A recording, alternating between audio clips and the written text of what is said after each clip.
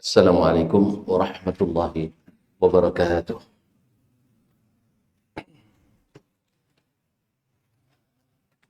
Alhamdulillah alladzi arsala rasulahu bil huda wa dinil haqq liyudhhirahu 'ala ad-din kullih walau karihal kafirun. Ashhadu an la ilaha illallah wahdahu la syarika lah wa ashhadu anna Muhammadan 'abduhu wa rasuluh syahadatan najati yawma yafuzul faizun.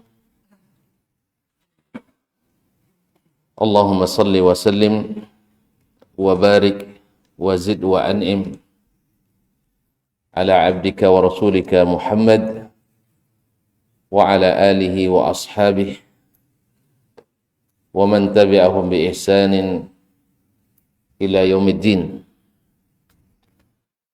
Amma ba'du,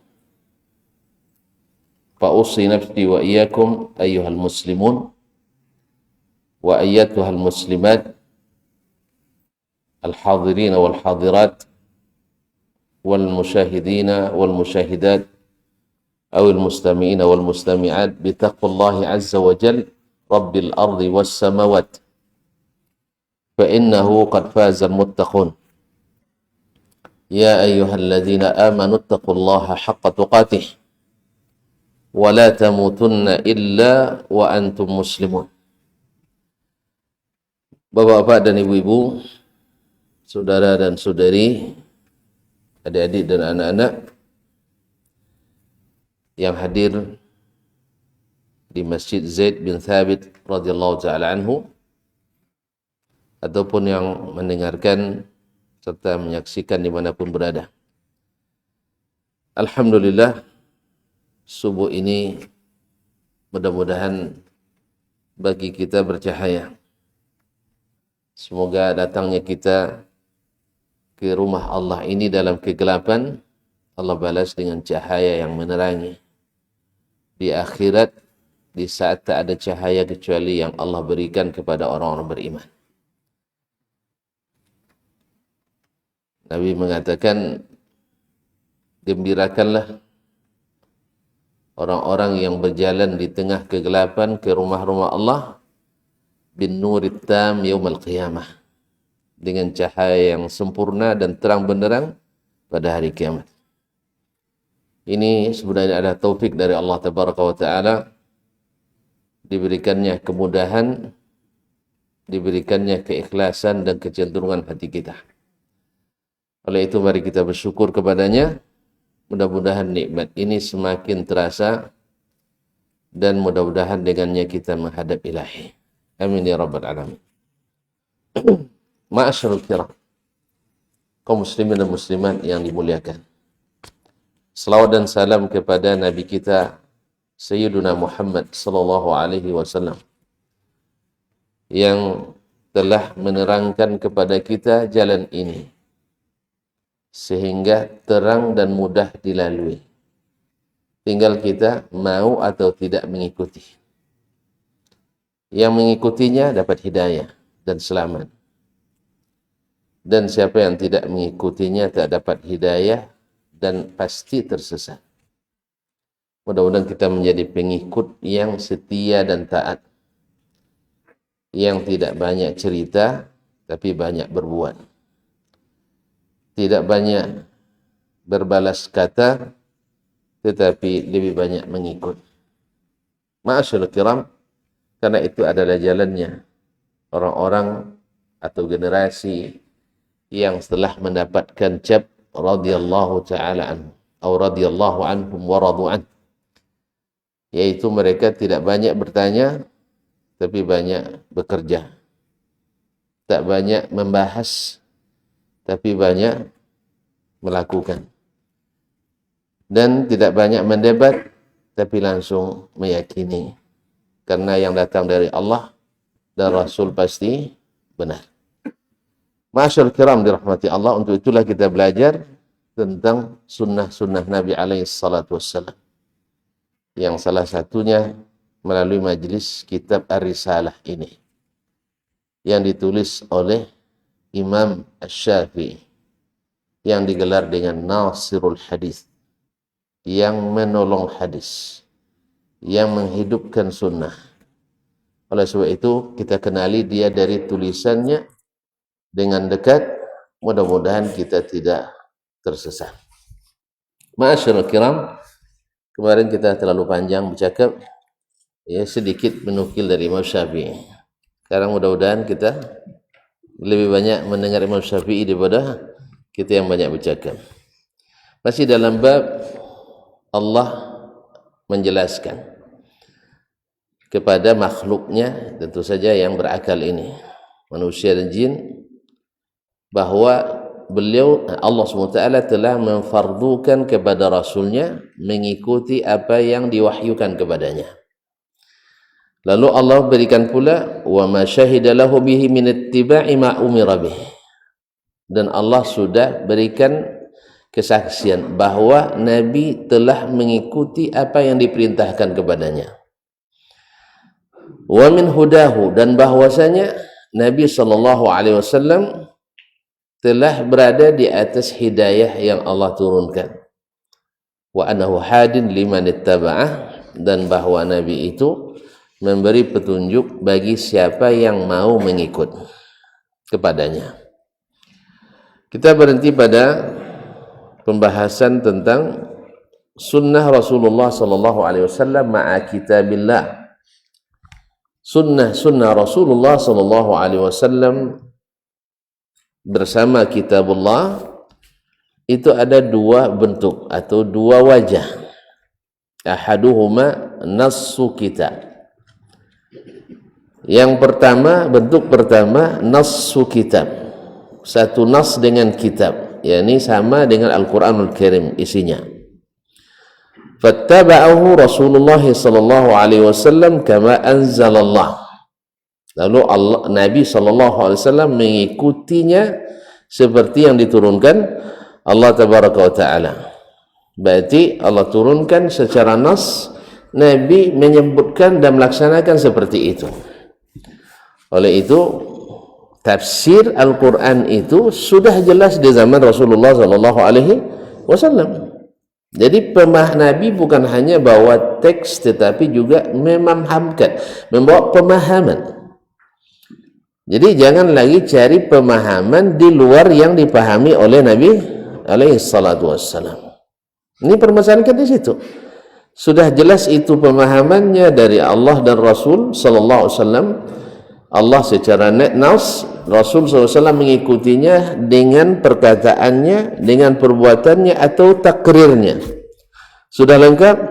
Lalu kita mencari lagi pemahaman di luar itu. Ini awal penyimpangan itu. Ini awal penyimpangan itu. Sehingga lahirlah kadang-kadang statement pernyataan, oh enggak, kita tidak semua yang tidak dilakukan Rasul mesti kita tidak lakukan. Ya kan? Karena perkataan Nabi itu, karena hadis Nabi itu ada perkataannya, ada takrirnya, gitu ya, sepakat. Cuman harus dipahami bahwa takrir dan perbuatan Nabi itu menafsirkan apa yang dikatakan Allah dan Rasul sallallahu alaihi wasallam. Ya. Kalau tidak nanti akan lahirlah beragamalah menurut keyakinan masing-masing, dan memang sudah dikatakan oleh sebagian kita kaum muslimin, lakum dinukum lakum a'malukum wa lana a'maluna. Iya kan? Ya, amalkanlah amalan kalian, kami amalkan pula amalan kami. Jangan disalah-salahkan. Kan gitu ya? Kan sudah ada pernyataan seperti itu. Subhanallah, gimana kita tidak salahkan? Ini nasnya dari Al-Quran, dari hadis, perbuatan Nabi, perbuatan sahabat, dan amalan itu kalau dilakukan sudah ada zaman Nabi alaihissalam, tapi tidak dilakukannya. Berarti seperti kata Imam Ibn Hajar rahimahullah atau yang lainnya, at-tarku fi'lun, meninggalkan itu sama dengan melakukan. Jadi Nabi sengaja meninggalkan itu, itulah fi'il Nabi alaihissalatu wassalam.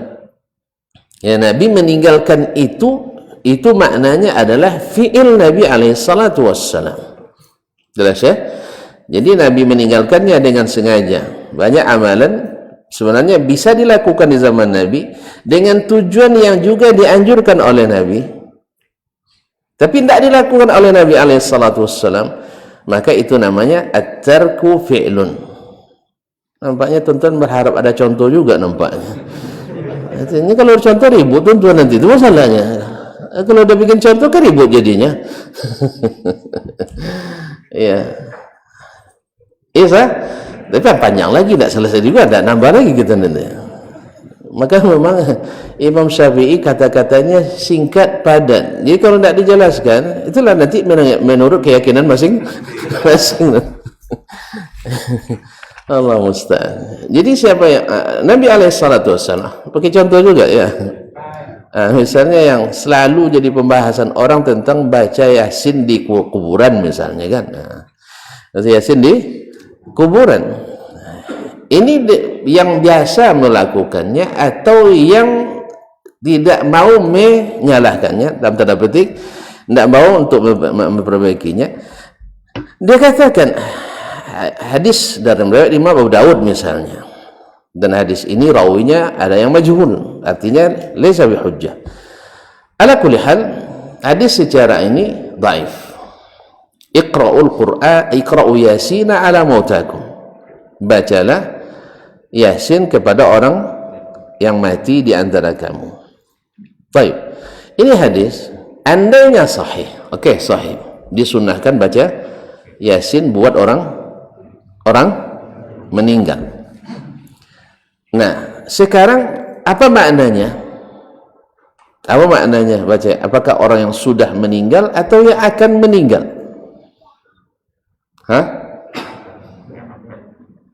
Kita akan meninggal atau sebelum? Maka kita periksa apakah setiap ada orang akan meninggal, dan Nabi sering hadir di tempat orang meninggal, yang akan meninggal dan yang telah meninggal, bahkan yang sudah dikubur. Nabi sering ziarah ke kubur. Betul? Betul kan enggak? Hah? Lalu kita lihat, coba bawa satu riwayat, sebab kalau ini kan, kalau dalam istilah usulul fiqh mimma ta'ummu bil balwa, kan kalau panjang lagi tuan-tuan yang salah minta contoh ya. Saya tidak mau kayak contoh tadi. Nah, kalau ada yang tidak suka nanti tuan-tuannya tanggung jawab. Nah, kaum muslimin dan muslimat, lalu kita tahu ini mungkin tidak melaksanakannya di zaman Nabi? Mungkin tidak? Yasin sudah ada atau belum? Orang mati sudah ada atau belum? Orang cinta berbuat amal sudah ada atau tidak? Ada atau tidak? Atau kita lebih hebat amal daripada mereka? Mereka lebih haris dalam menerapkan sunnah Nabi SAW. Nah, tolong berikan riwayat. Dan ini kalau seandainya dilaksanakan mimma ta'ummuhu bil balwa, sesuatu yang umum terjadi, tidak mungkin tersembunyi, betul kan? Menjadi sunnah yang qaimah masyhura. Jangankan baca Yasin pada orang yang meninggal, yang hampir setiap hari ada orang meninggal. Yang Idul Fitri, Idul Adha yang terjadi 2 kali setahun, ada yang tersembunyi daripadanya? Lihat kan? Masyhur, qaimah. Apalagi kita kan sekarang lebih meriah merayakan tanggal wafatnya seorang syekh daripada Idul Fitri, Idul Adha sebagian. Iya.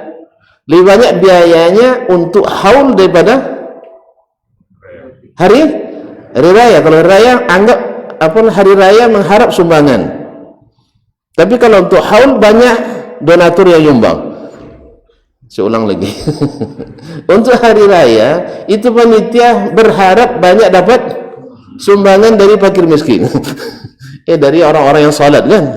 Makanya ketika tidak boleh Idul Adha, Idul Fitri, banyak yang risau panitia. Apa sebab? Wallahu a'lam, saya tidak boleh nuduh lah. Tapi kekhawatiran itu pasti ada gitu. Buktinya sering terjadi pisah lapangan gara-gara kota amal. Kadang-kadang sering khatib dibatalkan gara-gara kota amal. Allah musta'an. Paham ya? Ya, sebagian kan nak bawa sumbangan, katanya tidak boleh bawa sumbangan, tidak boleh sini. Jadi ada masalah di situ. Kaum muslimin dan muslimat di rumah. Yang 2 kali setahun aja masyhur. Yang setiap hari, setiap pekan lah. Enggaklah sekali sepekan ada orang meninggal. Sekali sebulan lah orang meninggal. Nah, kalau seandainya itu disyariatkan, tadi hadisnya kan dhaif kan? Seandainya disyariatkan, oke lah, kita sahihkan hadisnya. Kita lihat, setiap ada orang meninggal di Madinah atau di luar Madinah, kalian tak baca Yasin semua orang nih, ya tak? Ini terlepas apakah akan meninggal atau setelah meninggal di kuburan. Nah, di zaman yarhamukallah, sejak zaman Nabi SAW, orang banyak meninggal, banyak orang ziarah kubur, banyak. Nabi sering ziarah kubur, sering. Tolong bawakan satu riwayat dari Nabi SAW, dia bacakan Yasin ketika ziarah kubur. Tolong bawakan satu riwayat bahwa Abu Bakar dan Umar, Uthman dan Ali membaca Yasin ketika ziarah kubur, dan seluruh sahabat. Jelas? Ternyata tidak ada satu pun ditemukan riwayat kecuali yang tadi, bahwa iqra'u Yasin ala mautakum. Walaupun secara lughah mautakum itu lebih ditafsirkan kepada orang yang akan meninggal. Walaupun kata mayit itu orang sudah meninggal, baru dikatakan mayat sebelum meninggal atau setelah? Ya, tetapi dalam bahasa orang yang sudah dipastikan meninggal disebut juga mayit, itu boleh. Jelas? Makanya laqinu mautakum la ilaha illallah yang terjadi tafsirnya di zaman Nabi sampai zaman sahabat, talqin itu adalah sebelum meninggal. Makanya setelah meninggal terjadi khilaf. Karena apa? Karena secara praktiknya tidak ada zaman Nabi, tetapi orang memahami dari hadis tadi, laqinu mautakum, talqinkan orang yang meninggal. Menafsirkan yang setelah meninggal bahasa benar, menafsirkannya dengan orang yang akan meninggal secara bahasa juga benar. Maka ada yang ngambil secara bahasa setelah meninggal, ada yang sebelum meninggal. Terjadi khilaf dari sisi ini, zahir maknanya. Lalu di mana kita cari tafsirnya? Dari hadis-hadis Nabi yang lain. Ternyata talqin yang dilakukan di zaman Nabi SAW adalah sebelum meninggal. Itulah makna daripada as-sunan Rasulullah SAW ma'a kitabillah wajhan. Jadi ada nas kitab kemudian diikuti oleh Rasulullah SAW. Fattaba'ahu Rasulullah SAW kama anzalallah. Wal akharu jumlatun. Yang kedua atau wajah yang lain adalah secara global. Hukumnya dalam Al-Quranul Karim. Bayyana Rasulullah SAW fihi anillah ma'na ma arada bil jumlah. Lalu Rasulullah SAW yang menjelaskan makna yang Allah inginkan juga secara garis besar. Wa awdaha kaifa faradaha. Lalu dia jelaskan pula bagaimana pelaksanaan fardunya, atau bagi siapa dilakukan fardu ini, aman atau khasan, berlaku secara umumkah atau berlaku secara khusus, seperti contoh-contoh yang sudah beliau sebutkan sebelum ini dan akan disebutkannya. Wa kaifa arada, kalau contoh tadi dan paham tadi ya, sudah, jadi perpanjang lagi nanti. Nah, kalau dibilang ini kan tak selesai sampai kiamat, memang tak akan pernah selesai. Nabi katakan kalian akan lihat perselisihan yang banyak. Umat ini akan terpecah belah, tidak akan mungkin bersatu kecuali sudah turun nanti Isa Al-Masih dan Imam Al-Mahdi. Nah, ketika itu bersatu lagi. Jelas? Tapi kalau kita menyatukan tidak, kecuali antum angkat jadi Imam Mahdi gitu. Allah musta'an. Jadi kaum muslimin dan muslimat dirahmati Allah, memang tak akan pernah selesai masalah khilafiyah. Tapi apakah tidak dibahas? Wajib dibahas. Sebab tidak ada ulama yang melarang membahasnya. Yang tak boleh itu adalah saling merendahkan, saling mencaci, saling memaki, saling memfitnah, saling berdusta. Itu tidak boleh.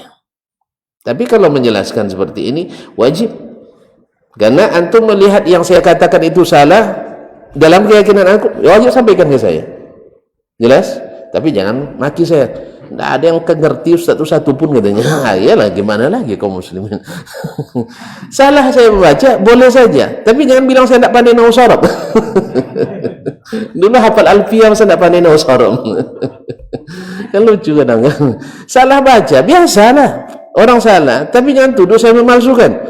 kecuali kebiasaan saya memasukkan. Ini kan banyak orang yang tidak mengerti di funnya tapi berkomentar gitu. Sampai-sampai ada komentari, saya disuruh lagi belajar tajwid gitu. Kalau saya jawab kan saya minta belajar sama dia kan. Dia nggak tahu guru tajwid saya Imam Masjid Nabawi dan Imam Masjid Quba.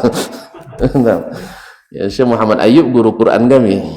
Alhamdulillah dapat nilai ponten tinggi saya dengan dia. Nah, tiba-tiba ada komentar saya dulu belajar tajwid lagi kan. biasa dah. Maka tidak boleh dijawab itu. Saya belajar nahu lagi. Alhamdulillah dulu saya pernah di Libya. Dari Libya kan dari seluruh daerah enggak? Hah? Dari seluruh pesantren ada kan? Nak Tabuiring, nak Jombang, nak mana, ada semuanya. Alhamdulillah waktu itu pernah salah satu semester satu-satu yang dapat nilai penuh nahu itu saya, yang lain tidak ada.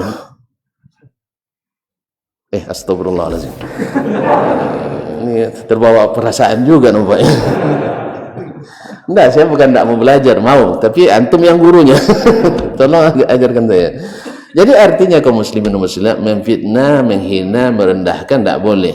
Ya, tapi membahas silahkan aja, buktikan dengan dalil. Ya, kita juga tidak merendahkan orang. Tadi kita bilang langsung masuk, kan tidak kita bilang masuk neraka kan, tidak kan? Tidak kita bilang sesat, dalar dan sebagainya, tidak. Cuman kita ingin prakteknya seperti apa. Jangan kita membahas hadis Nabi lalu kita katakan dicocok-cocok logikan gitu. Dicocok-cocok logikan. Kan Yasin itu Quran, baca Quran dianjurkan apa tidak? Kan cocok logi namanya. Ya, siapa bilang Al-Quran dianjur bacakan? Cuman baca di tempat khusus ini mana yang anjurkan? Jelas ya? Jelas? Iya, saya tidak melarang antum baca Yasin, yang salah paham pula. Saya selalu baca Yasin, bahkan mungkin dulu sebelum antum hafal saya dulu sudah hafal Yasin dulu. Iya, Masya Allah, tabarakallah. Jadi kami di kampung dulu Yasin itu wajib dihafal dulu, di pondok wajib dihafal. Sekarang aja yang Allah terkesan anti bukan anti Yasin, yang salah paham. Cuman melakukan Yasinan tanpa dalil itu yang kita tidak ini kan. Kalau dalilnya cocok logi biasa aja lah. Ya, melayat ke rumah orang mati dianjurkan, silaturahim dianjurkan, baca Quran dianjurkan, menyenangkan orang yang meninggal dianjurkan semuanya. Cuman cara antum mengandengkan Yasinan ini kan cocok logi. Nabi datang menganjurkan. Datang ke rumah meninggal untuk menyenangkan, ada enggak? Tapi bawa dia, ayo masyarakat Yasinan kita ada. Jelas kan? Nah. Jadi ini yang diluruskan saja. Cuman kita tidak katakan apa yang melakukan itu masuk neraka, itu tidak urusan saya. Cuman kadang-kadang kan kita tidak, kalau salah sesat, kalau sesat masuk neraka. Jangan tafsirkan sendiri, antum sendiri yang nafsirkan. Saya tidak ada nafsiran kayak gitu. Biasa saja, seperti kata Imam An-Nawawi kalau saya tidak salah, atau Syekhul Islam Ibnu Taimiyah mengatakan, bisa saja orang-orang yang melakukan perbuatan yang tidak disyariatkan itu, ya, dalam bahasa tuan-tuan bid'ah namanya, kalau saya tidak sunnah, yang tidak disunnahkan itu, tidak disyariatkan itu, bisa saja Allah memasukkannya ke surga dengan rahmatnya. Sebab ada kebaikan-kebaikan yang Allah banggakan dari dia yang kita tidak tahu. Sah? Selama bid'ahnya tidak sunnahnya itu tidak mengeluarkannya dari Islam. Selama masih ahlul qiblah, masih diharapkan masuk surga. Maka kita tidak boleh mendoakan orang masuk, ya. Daripada antum doakan orang masuk neraka, lebih baik doakan masuk surga. Daripada mendoakan dia mampus dalam kesesatan, lebih baik doakan semoga Allah tutup dengan khatimatun hasanah. Jelas tak? Cuman kadang-kadang tu orang yang nafsir-nafsirkan perkataan kita, berarti kami masuk neraka semua, Ustaz. Bukan, itu neraka tidak urusan kita. Kita tidak tahu apa husnul khatimah, sayyi'ul khatimah, kita tidak tahu nanti. Tapi kita berharap menempuh jalan ini, semoga siapa yang menempuh jalan yang legal, insya Allah masuknya legal pula, itu yang kita harapkan.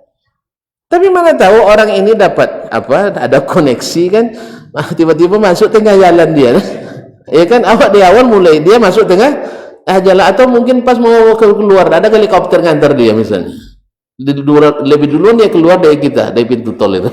Allah musta'an. Tidak boleh cemburu ya.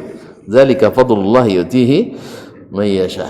Sebab berapa banyak orang awalnya beribadah, ujungnya neraka. Seperti iblis. Sah? Iblis ibadah sampai digolongkan seperti malaikat. Tapi ujungnya kekal di neraka. Na'udzubillah. Ada orang yang subhanallah sesat,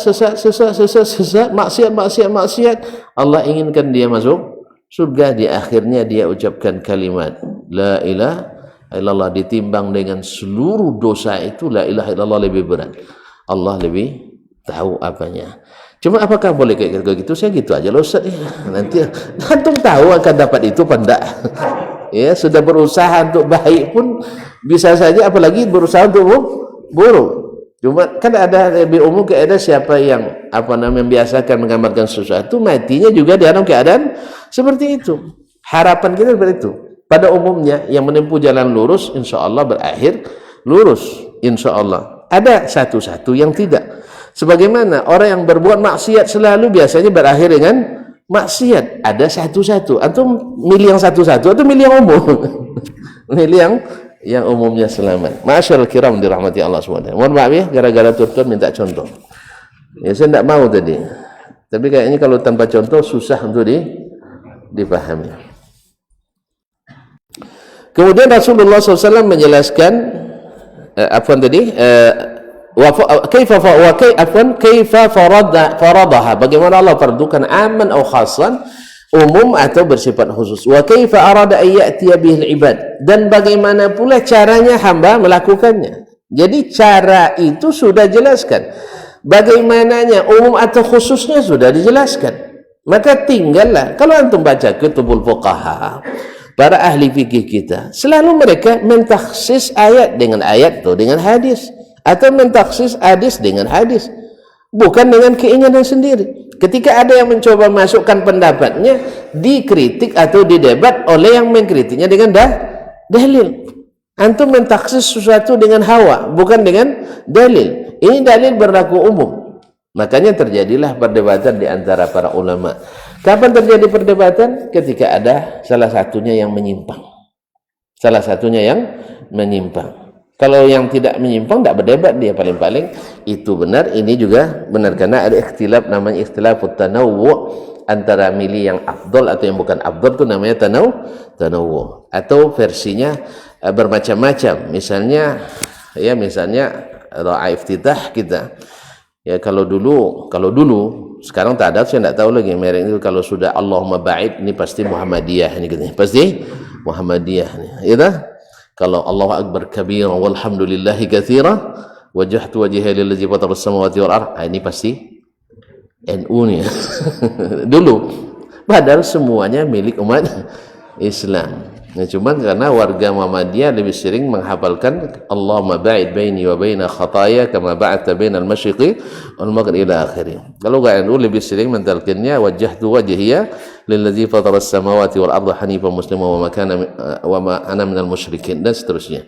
Jadi ma'asyarul kiram dirahmati Allah. Kemudian kalau baca subhanakallah wa tabaraka ismuk wa ta'ala jaddu wa la ini wahabi. Subhanallah. Bukan itu dari Nabi, bukan Wahabi. Cuman itulah. Dulu karena memang keterbatasan ilmu, akhirnya lahirlah cap-cap seperti itu, merek-merek seperti itu. Mudah-mudahan sekarang tidak ada lagi ya. Tidak ada lagi ya bahwa subhanakallah wa bihamdi wa tabaraka ismuk wa ta'ala jadduk. Itu dari sisi makna seperti kata Imam Ahmad lebih dicintai, lebih sering dibaca Nabi alaihi salatu wassalam. Sebab apa? Itu murni memuji Allah tabaraka wa ta'ala. Tapi dari sisi kesahihan riwayatnya, riwayat Allahumma ba'id baini wa baina khataaya, sisi riwayat lebih kuat, lebih sahih. Tapi semuanya thabit dari Nabi alaihi salatu wassalam. Ma'asyiral kiram yang dirahmati Allah Subhanahu wa ta'ala. Kita teruskan ya. Wa kaifa arada ya'tiya bil ibad, bagaimana Allah kehendaki dilakukan itu oleh hamba-hambanya. Wa kilahuma taba'a fihi kitabullah. Dalam kedua wajah ini Rasul mengikut kitabullah, baik secara teks Al-Quran menjelaskan secara detail lalu diikuti Nabi sallallahu alaihi wasallam persis seperti Al-Quran, atau Allah sebutkan secara jumlah lalu Nabi ikuti secara jumlah, kemudian dia jelaskan makna yang diinginkan Allah dari kalimat tersebut.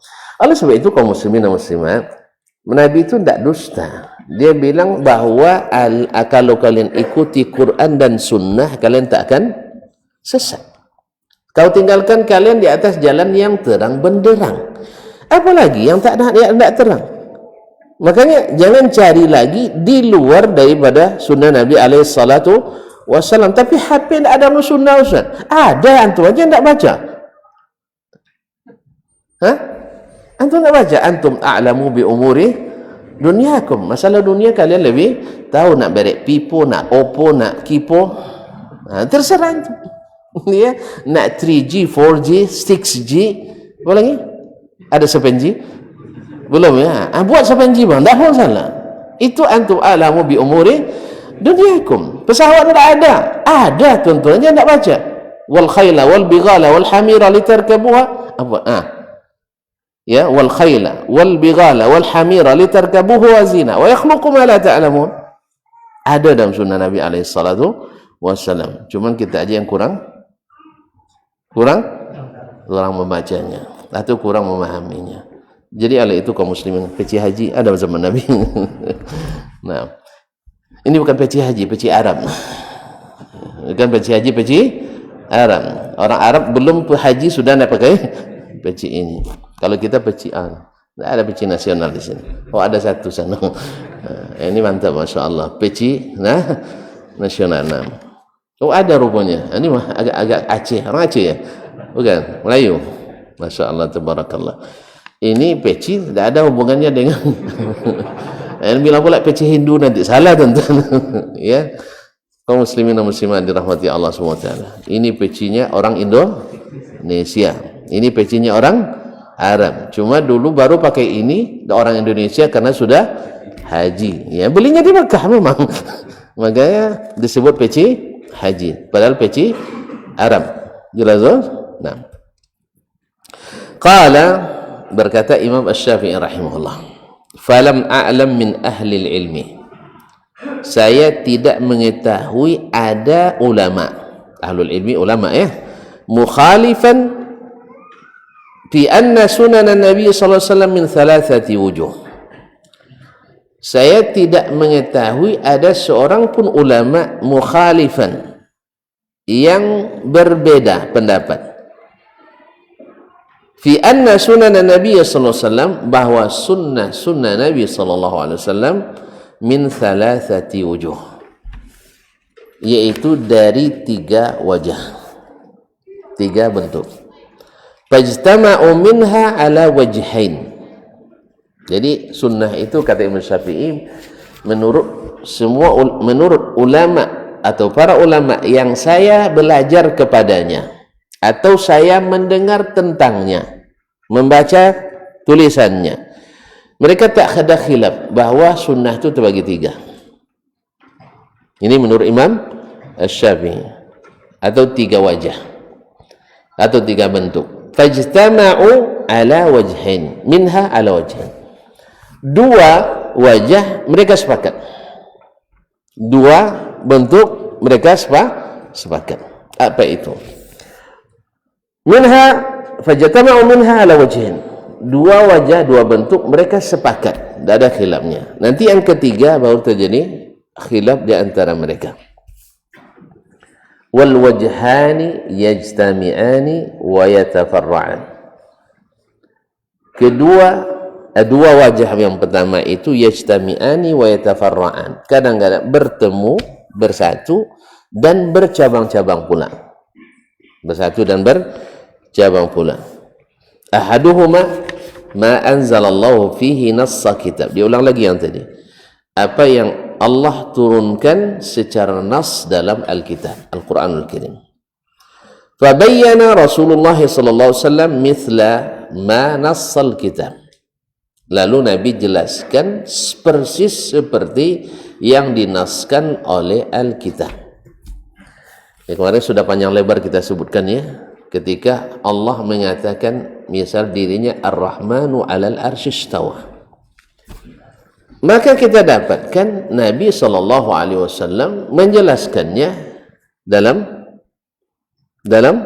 hadisnya persis seperti yang disebutkan dalam Al-Quranul Karim. Seperti itu.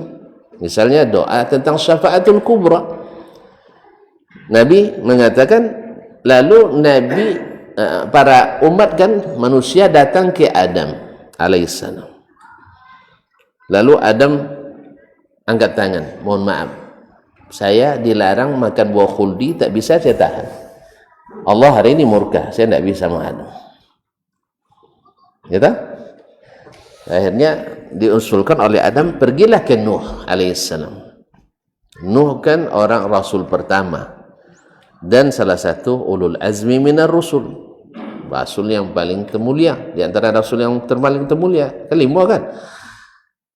Nuh bilang pula, tidak sanggup juga, Allah hari ini murka semurka-murkanya. Saya pernah dilarang minta ke Allah, saya minta juga. Kan minta anak, kan anak saya ini kan keluargaku juga, engkau sudah berjanji keluarga saya masuk selamat. Lalu Allah jelaskan, itu bukan keluargamu, innahu amalun ghairu salih. Saya tidak sanggup. Pergilah kalian ke Ibrahim alaihissalam, Abul Anbiya, bapaknya banyak nabi, sah? Dari keturunannya banyak nabi, Khalilullah, kekasih dekat Allah. Datang ke Ibrahim alaihissalam. Ibrahim bilang juga, Allah hari ini murka semurka-murkanya. Semua orang bilang Allah murka, antum bilang tak boleh Allah murka. Kalau murka berarti berubah wajahnya katanya. Itu manusia, makanya jangan dikiaskan. Kaum muslimin dan muslimat, ya, murkanya seperti apa kita nggak tahu. Tapi Allah bilang murka, Nabi bilang murka, persis yang dijelaskan oleh Allah tabaraka wa taala. Naam. Pergilah kalian ke Musa, fa innahu kalimullah. Musa kan bagak kan, tapi Musa juga angkat tangan. Akhirnya dia usulkan ke Isa lah. Isa kan Allah angkat ke langit, nah, tapi Isa juga mohon maaf saya tidak bisa. Akhirnya datanglah atau diusulkannya, pergilah ke Muhammad sallallahu alaihi wasallam, fa innahu sayyidul anbiya'il mursalin, pemimpinnya para nabi dan rasul. Datanglah mereka ke Nabi kita Muhammad sallallahu alaihi wasallam. Lalu Nabi katakan, ana laha, ini memang bagian saya. Karena kecintaannya kepada umat besar mengalahkan rasa takutnya kepada Allah yang maha besar pada waktu itu. Kalau bukan karena cinta yang besar, takutlah Allah murka, ya. Tapi Nabi Muhammad SAW karena sudah dijanjikan dapat asy-syafa'atul kubra, syafaat yang besar itu, maka datanglah fasajadtu tahtal arsy. Saya sujud di bawah arsy. Nah, Nabi sujud ke arsy atau ke Allah? Nah, itulah. Sama kita sujud di depan Ka'bah, sujud ke Ka'bah atau sujud ke Allah? Ke Allah. Karena Allah suruh saja sujud menghadap kiblat. Dan waktu itu Allah suruh Nabi sujud di bawah arsy. Karena Allah di atas arsy. Ini sharih. Kecuali antum tidak percaya dengan hadis ini. Tidak percaya Nabi sujud di bawah kekuasaan Allah. Gitu jadinya. Dulu di dunia tidak di kawasan Allah. Apa istimewanya hari itu? Apa istimewanya dia jadinya kalau semuanya dibawa kekuasaan Allah? Apa istimewanya? Ada istimewanya? Sujud dunia ke bawah kekuasaan Allah juga. Sujud di langit ke bawah kekuasaan Allah. Tidak ada istimewanya. Ini istimewanya di bawah arsy. Arsy itu tidak kecil, arsy kecil apa godang? Tahu besarnya tidak? Mau nengok besar? Ya, arsy itu kecilnya dibawa oleh 8 malaikat. Wa yahmilu arsya rabbika fawqahum yawma idzin thamaniya. Arsy Rabbmu hari itu diangkut oleh 8 malaikat. Berarti kalau 8 ngangkatnya kecil nak? Nah, kalau antum kiaskan lagi ke kita, ya kecil jadinya. Makanya jangan main-main kias. Ya, kalau dikiaskan makhluk ke makhluk saja dah salah itu, apalagi mengkiaskan al-khaliq kepada makhluk. Maka kalau antum tak akan terima juga ini nanti kalau kias lagi. Berarti asar itu keras, kecil. Nah, cuman Nabi jelaskan dalam hadisnya, bahwa malaikat pembawa arsy itu, biar tahu antum besarnya, ya, dari daun telinganya ini ke bahunya jaraknya hanya 100 tahun perjalanan.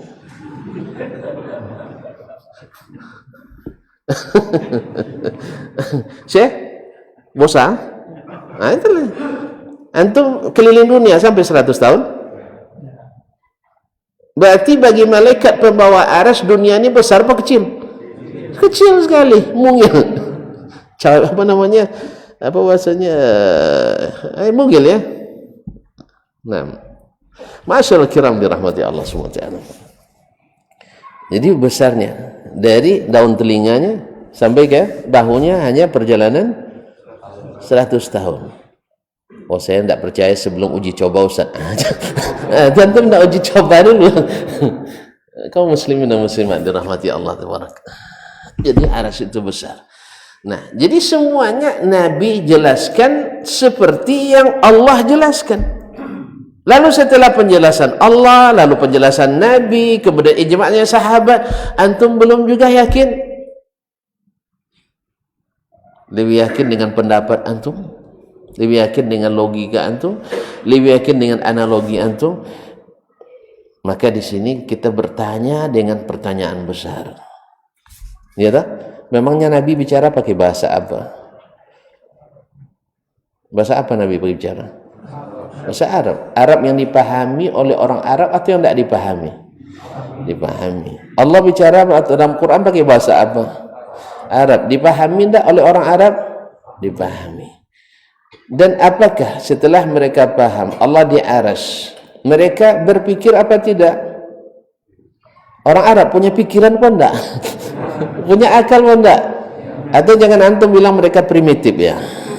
Ya, orang-orang primitif enggak punya akal. Akal itu sama dayanya. Sama dayanya Allah berikan. Beda-beda tipis saja kan itu kan? Jadi mereka berakal cerdas-cerdas, bahkan karya mereka, ya, karya mereka lebih hebat dari karya hari ini. Coba bayangkan, ada orang dalam hutan bisa bikin villa mewah, tak pakai apa-apa kecuali hanya pakai tumilang. Tahu tumilang? Tahu tumilang? Tak tahu ya? Tolong terjemahkan, antum tahu kan? Pakai apa namanya yang untuk apa menggali tanah itu apa namanya? Bukan skop, tembilang. Nah, kalau kami tumilang namanya. Atau jangan-jangan saya yang salah hafalnya.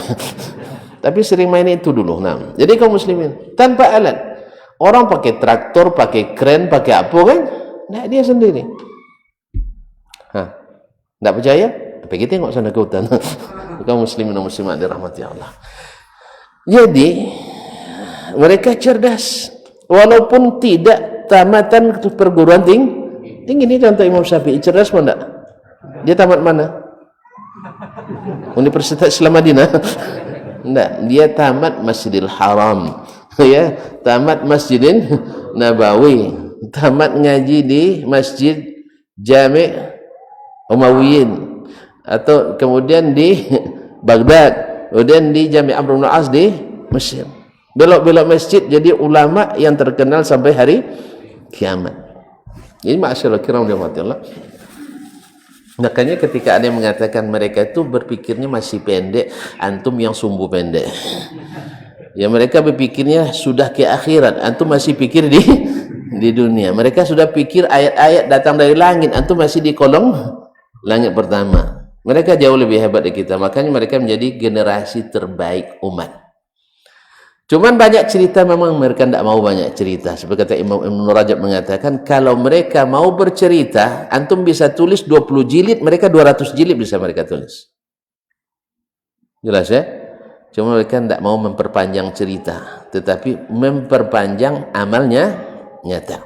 Berita diyakini, perintah dilaksanakan, larangan dihindari, dan dihiasi dengan akhlak dan budi yang luhur dan tinggi.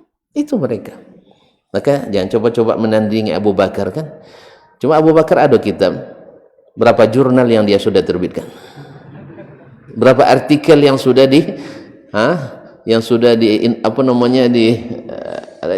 fokuskan skopuskan ya, dan disintakan macam-macam istilahnya. Tidak ada. Mereka hanya Al-Quran, hadis Nabi SAW. Mereka lebih paham dari kita.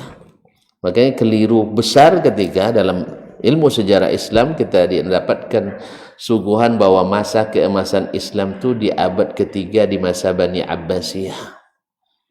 Ini kekeliruan besar, sehingga kiblat contoh itu bergeser dari generasi pertama ke generasi yang tidak dijamin terbaik itu.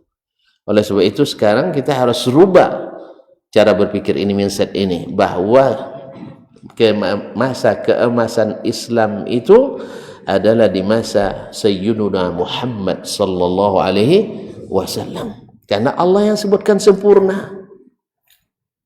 Ya, maka indikatornya sempurna Islam pun bukan indikator barat, tapi indikator langit.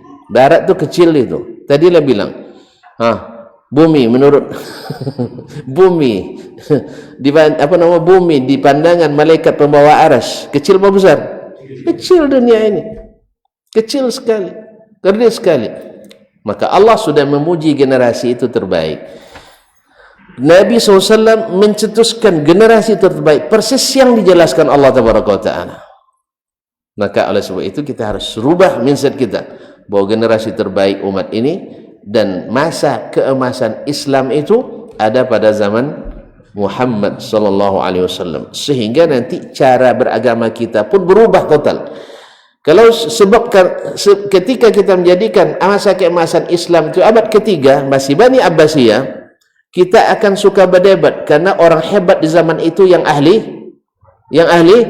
debat, sehingga mereka waktu itu yang dekat dengan khalifah adalah ahli debat, sehingga yang mengamalkan sunnah Nabi dengan sepenuhnya dianggap ahli bid'ah,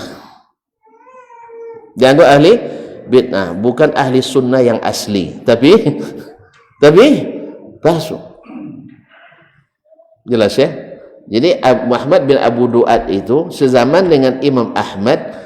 Dia kan Ahmad bin Abi Du'ad pembisik Khalifah Al-Ma'mun, anak Abu Ja'far Al-Mansur.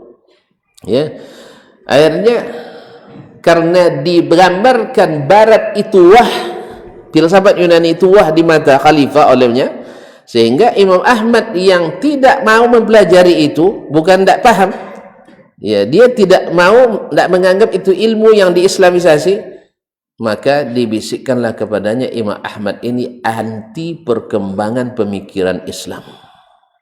Anti perkembangan pemikiran Islam. Ini tetap bertahan di pemikiran primitif. Lebay kata orang sekarang. Lebay. Sehingga dianggap Imam Ahmad dhalun mudhillun, sesat menyesatkan. Maka kalau ada hari ini orang-orang yang tidak serius melaksanakan sunnah tapi memakai gelar ahli sunnah asli, biasa itu. Apalagi kalau sudah dekat-dekat dengan penguasa. Oh, kami yang asli, yang itu palsu. Lucu juga ya. Pas akidah pakai logika, pas ibadah pakai perasa, habis itu jadi ahli sunnah. Ya. Pas berkeyakinan harus pakai logika.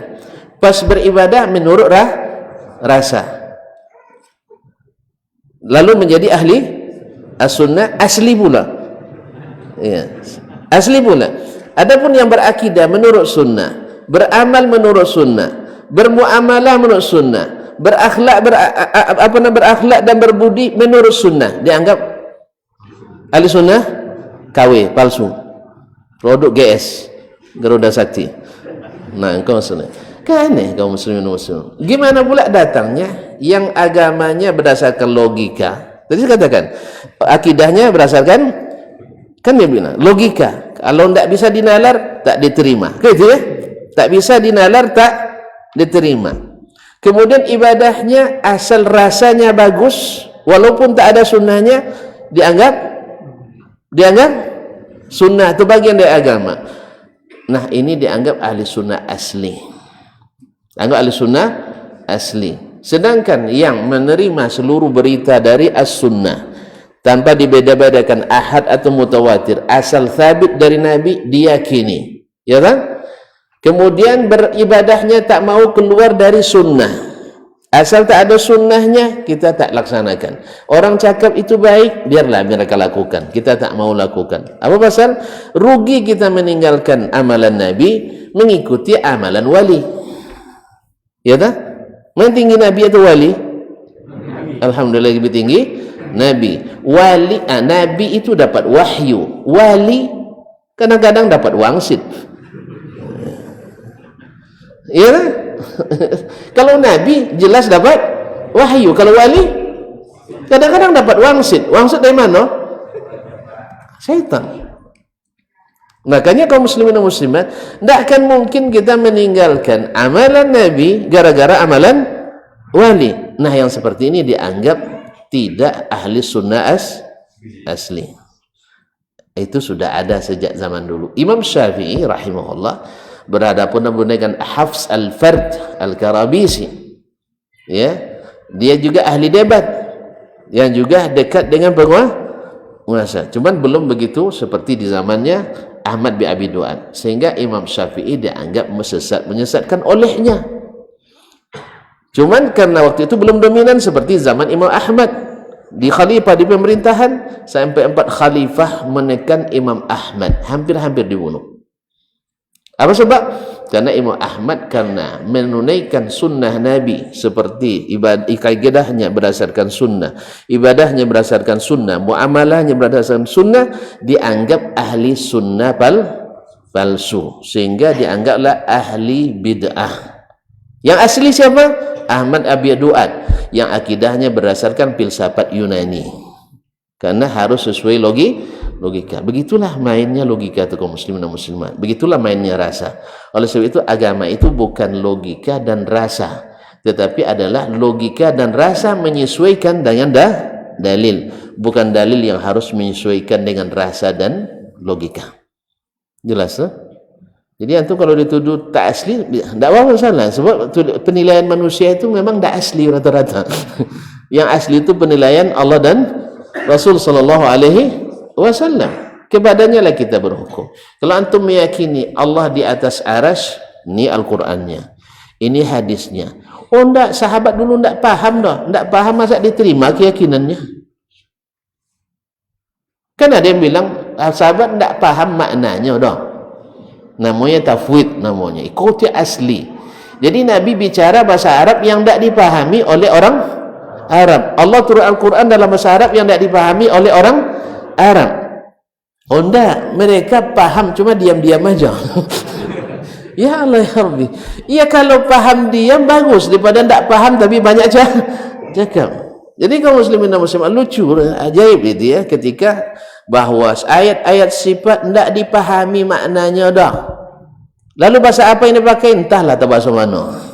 Namun dia lalu datang istilah majaz. Istilah majaz. Kita secara umum juga tidak menolak majaz, tetapi majaz itu baru dilakukan bila qarinahnya benar. Tapi kalau semuanya main majaz-majaz saja, padahal dalil beribu mengatakan itu hakikat, lalu kita tinggalkan karena logika yang tadi bersama tadi, ini majaz yang tertolak. Majaz yang tertolak. Kemudian majaz itu harus tahu kita wajah syabahnya. Lalu bagaimana kita mentasbih Allah dengan makhluk? Makanya tidak berlaku majaz itu. Jelas? Kan tentu pula saya tidak pandai balaghah nanti kan. Mesti belajar balaghah, tidak apa-apa. Saya mau belajar. Kalau yang ngajar silakan aja. Nah, ya, kalau tidak tahu. Ada yang bilang nanti tidak pandai balaghah, tidak apa-apa. Saya siap belajar balaghah lagi. Kaum muslimin dan muslimat dirahmati Allah. Ini kadang itu saya tidak pandai balaghah, tidak pandai nahwu sharab, tidak pandai apa. Tidak tahu dia ulama salaf tu bilang nahwu itu awalnya menyibukkan, ujungnya menyombongkan diri. Ya, sehingga banyak orang gara-gara nahwu menolak kebenaran. Gara-gara nahwu qawaid menolak kebenaran. Makanya banyak di antara ulama di sini kalau ada nanti tuntun baca makruh hukumnya belajar qawaid nahwu sharab itu, karena sebab itu mereka melihat akibatnya menyibukkan dengan nahwu, lupa belajar agama, sehingga kadang-kadang menolak dengan nahwu dan sharab hakikat yang ada dalam agama yang sudah terang benderang seperti siang di hari yang tidak ada gelapnya. Ma'asyiral kiram dirahmati Allah. Astagfirullah. Panjang lagi saya. Antum kalau sudah keluar dari kitab senang. Kalau kitab ini kan monoton jadinya. Ya kan? Tapi tak apa-apalah. Asal antum senang, saya ikut senanglah. Naam. Wal akharu mimma anzalallahu fi jumlata kitab. Yang kedua adalah Allah turunkan secara jumlah, secara garis besar kitab. Fabayyana anillahi makna ma arada.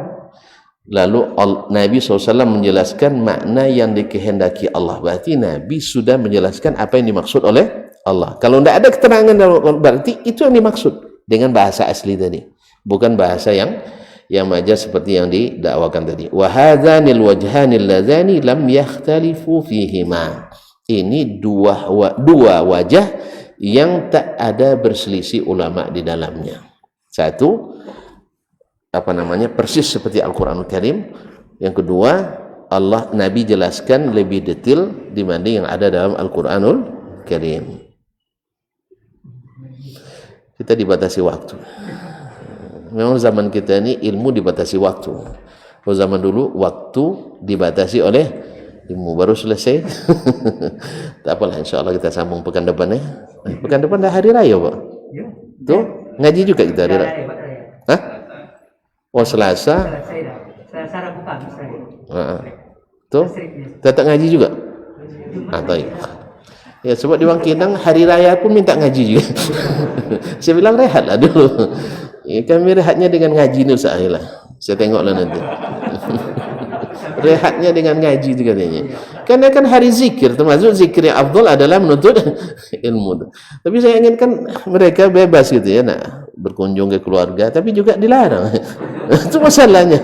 Lebih baik ngaji aja lah, ngaji kan tak dilarang dah. Tapi insyaallah kita pekan depan bertemu dengan izin Allah Tabaraka wa Taala. Sampai di sini mohon maaf. Semua yang benar semata-mata taufik dari Allah. Yang salah kelemahan saya mungkin dari syaitan.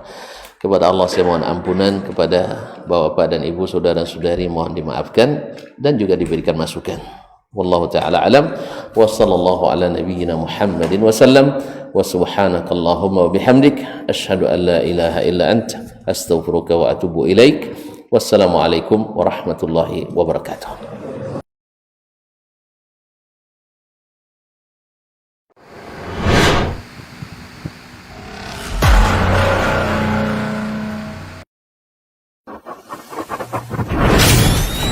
Robbani, merajut ilmu dan peradaban.